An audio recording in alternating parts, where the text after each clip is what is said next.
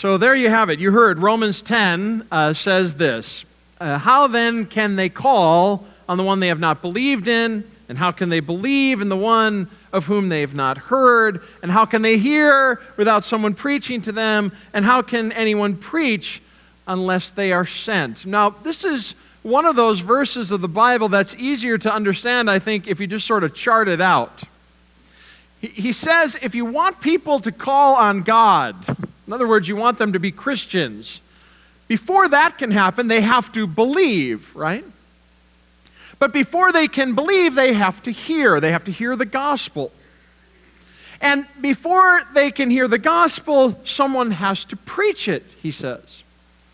And by the way, this doesn't necessarily mean preach sermons. It really means more generally proclaim, which is something anyone can do, not just pastors in their sermons. But before anyone can preach or proclaim, he says they first have to be sent. And so that's the point of all of this, that last word, sent. Romans 10, in a nutshell, is telling us that if we're going to be a God-pleasing church, we have to be a sending church. It's not enough for us to just gather in worship. It's not enough for us to have a great Christian school where we teach our kids the faith. It's not enough for us to have Bible classes and retreats and youth ministry. All of this is fine and good, but it's not sufficient. If we want to please God, we also have to be a sending church. And that doesn't just mean that we support the sending of missionaries, though of course we do that too, but we have to understand Romans 10 is talking about all of us. All of us are to be sent. Some of us get sent overseas as missionaries. Some of us get sent to our next door neighbors. But we're all sent by God to be His witnesses. And let's be honest, of all the things that God asks us to do, this is one of the things that challenges us the most.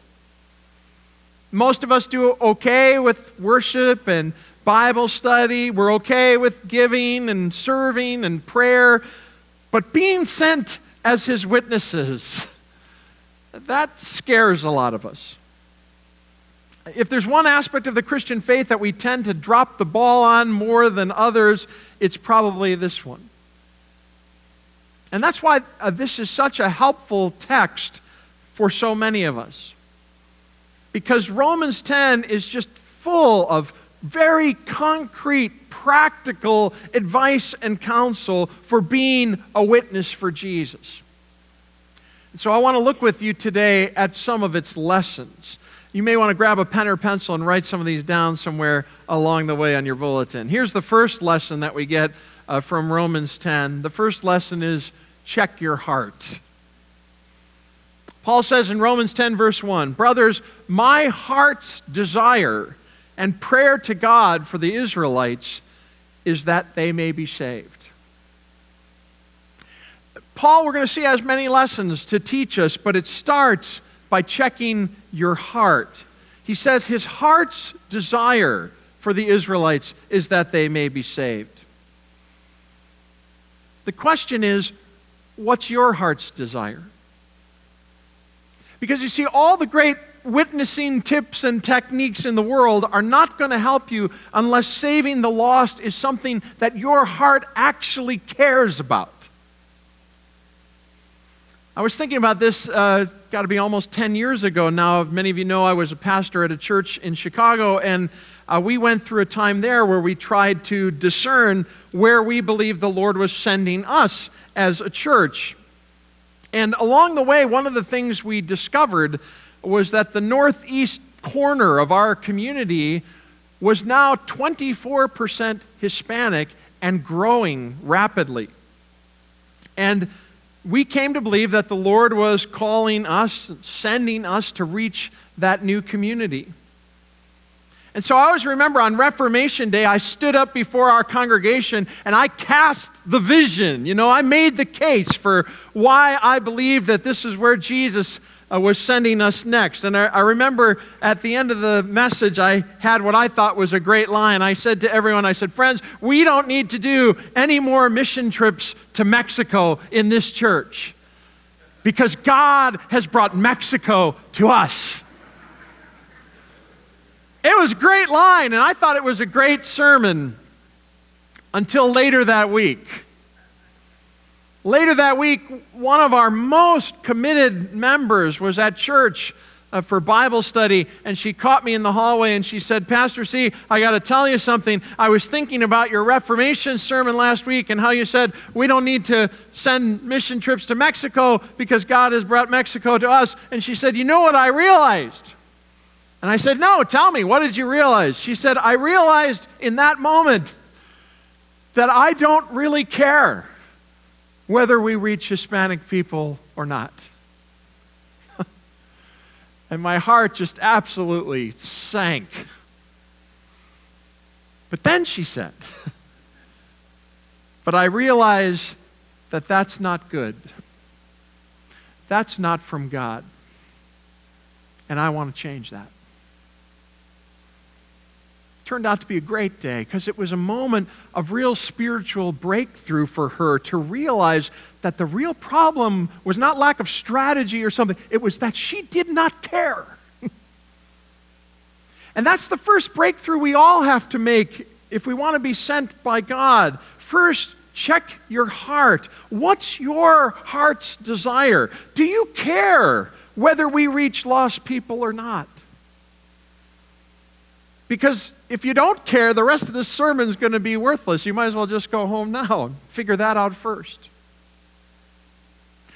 But now, if you do care, Paul's got a lot more for us today. If you're going to be sent, lesson 2 is this: find common ground. I love what he says about the Israelites in verse 2. He says, for I can testify about them that they are zealous for God, but their zeal is not based on knowledge. Now, I love this because the people that he's talking about are very messed up spiritually. But instead of berating them, he finds something he can compliment about them so that he can build a bridge to them. They're zealous for God. That's a good thing. Now let's just channel that zealousness in a better direction. And Paul does this elsewhere. This is a lot like what he does when he goes to Athens. In Acts 17, you may remember Paul goes to Athens, and they also are incredibly messed up, spiritually speaking. But he doesn't stand up and say, you know, you people are a bunch of idol worshipers and you're all going to hell. He could say that, but instead, he finds common ground by saying this. Take a look. He says, men of Athens, I see that in every way you are very religious. For as I walked around and looked carefully at your objects of worship, I even found an altar with this inscription, to an unknown God. Now what you worship as something unknown, I am going to proclaim to you. Again, I love this. I see that you are very religious. That's a great thing. Now let's just channel that in the right direction. And this is a great lesson for those of us who are going to be sent by God. When we witness to someone about Jesus, we don't start off with wrath and judgment. First, we look for common ground, for something that we can affirm in them. And so we might say something like, I love how you care so much about the truth. Let me share with you what I think is true. Or I love your heart for serving others. Can I share with you what I think would motivate everyone to serve like you? There's a God who came not to be served, but to serve. We don't say, you're going to rot in hell if you don't agree with me. Might even be true, but that's not building a bridge. We need to find common ground. But now there's more. If you're going to be sent by God, check your heart, find common ground, but also this, he says, know the message. Know the message. In verses 3, 4, and 5, Paul talks a lot, you'll see there, about righteousness, which is really the heart of the message that we are sent to proclaim. Righteousness is just a fancy way of saying, how do you get right with God? That's what it's about. And he says, basically, there's two options. There's two kinds of righteousness. There's the righteousness that comes by the law, and there's the righteousness that comes from God. You see, the righteousness that comes by the law, he says, is about trying to get right with God by your doing. And the righteousness that comes from God is about becoming right with God by God's doing. One is by works, the other is by faith. And of course, the message we are sent to proclaim is that the righteousness that comes by the law will never work. Because no matter how hard you try, you can never be good enough to please a holy and perfect God. But the good news is you don't have to. Because as he says, Christ is the end of the law, so that there may be righteousness for everyone who believes. In other words, Jesus has done for us what we could never do for ourselves. That's the message we have to know and proclaim. But there's another lesson he wants to teach us implicitly along with that one. The next lesson, I believe, is that the way we come to know the message is this: to know the Bible. And again, he doesn't say this explicitly, but it is inferred all over the place in this little reading. Because one of the things that really stands out about this little reading, I don't know if you noticed this, is how many quotation marks there are. How frequently he quotes the Old Testament. Let's look at them. In verse 5, you'll see he quotes Leviticus 18.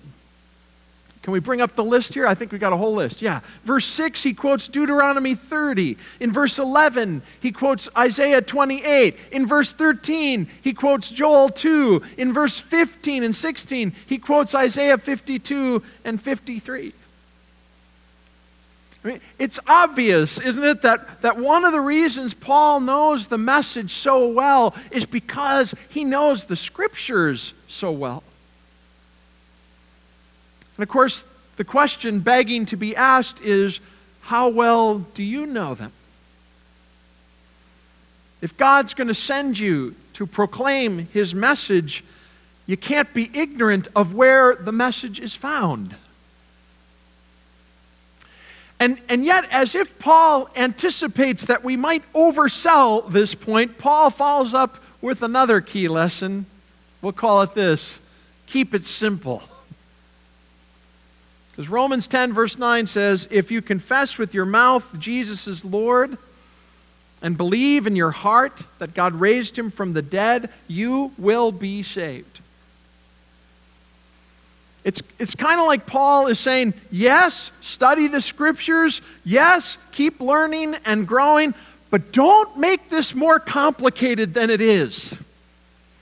The message you are to proclaim is really this simple: confess plus believe equals saved.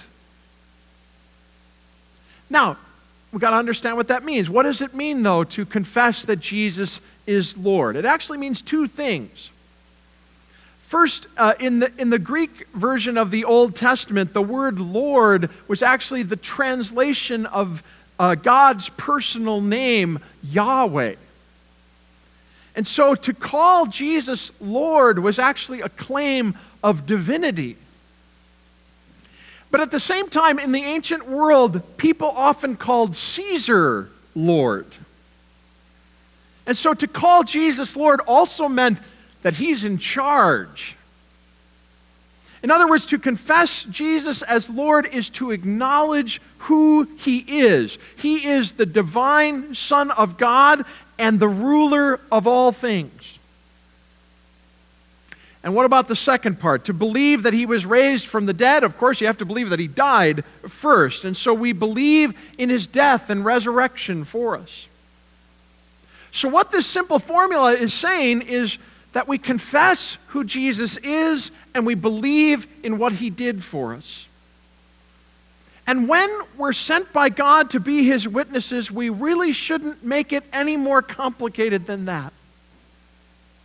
Because we have to make sure that people who are far from God are struggling with the most central matters of faith and are not getting distracted by other less important issues. One of my favorite Christian defenders of the faith says it like this. Take a look at this quote. I love this. He says, sometimes people approach me and say, I really struggle with this aspect of Christian teaching. I like this part of Christian belief, but I don't think I can accept that part. He says, I usually respond, if Jesus rose from the dead, then you have to accept all he said.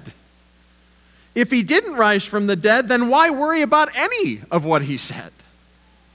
The issue on which everything hangs is not whether you like this teaching, but whether or not he rose from the dead. And I think Paul would like that. That's keeping it simple. But if we're going to be sent by God, there's another lesson we have to embody. We also have to stay humble. Stay humble. Paul says in verse 12, for there is no difference between Jew and Gentile. The same Lord is Lord of all and richly blesses all who call on him. Can we bring that verse up? I think it's there. Richly blesses all who call on him.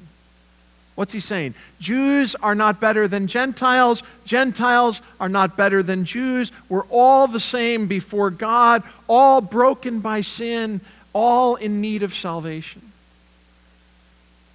And this may seem like a no-brainer at first, but this is actually a critical lesson for those who are going to be sent. Because, see, one of the things that so often happens when we witness to our faith is that we start to take on, often unbeknownst to us, a spirit of pride and arrogance.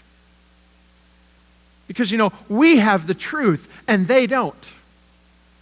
We've figured it out and they haven't. They're resisting God and we're not, or at least this is what we think. And again, we often don't even realize this is happening, but we start to come off to people outside the church as a little pompous, a little arrogant, a little prideful, a little holier than thou, a little full of ourselves. But see, if we really believe that we are saved by grace and not by our own goodness, we have to stay humble. Paul knows that the best Christian witness comes from the one who can look at even the most lost and messed up life and really believe in their hearts there is no difference between us because we both need grace. Now, there's one last lesson that Paul wants to teach us today before we're sent by God, and this may be the most important one of all. The final lesson is trust Jesus. And I'm drawing this one from what he says in verse 17. Consequently, faith comes from hearing the message, and the message is heard through the word of Christ. Now, this seems very straightforward, right? But what's interesting about this verse is the last four words. What does he mean by the word of Christ? Because you see, there's two different ways to interpret that verse. Some people think the word of Christ means the gospel message about Christ. Right? And so Paul would actually be saying something like this. Faith comes from hearing the message, and the message is heard through the word about Christ. But there's actually a very different way to translate and interpret that verse, and I personally think it's the correct way. Because some people think that the word of Christ is not a reference here to the gospel message about Christ. They think it's actually a reference to Christ himself, who is speaking through his sent ones. And so what Paul would really be saying here is something more like this. Faith comes from hearing the message, and the message is heard through Jesus speaking his word. In other words, there's an amazing promise being given here. That when you are sent and go and attempt to speak for Jesus, Jesus himself is actually speaking through you. And I'm convinced that this is, in fact, what Paul is saying, because it's exactly what Jesus said in more than one place. In Luke 10, Jesus sends out 72 of his followers to share the good news, and he tells them this: the one who hears you hears me, and the one who rejects you rejects me. And likewise in Matthew 10, when he sends out 12 of his disciples, he says to them this: do not worry about what to say or how to say it. At that time, you will be given what to say, for it will not be you speaking, but the Spirit of your Father speaking through you. The point is, this does not all depend on you.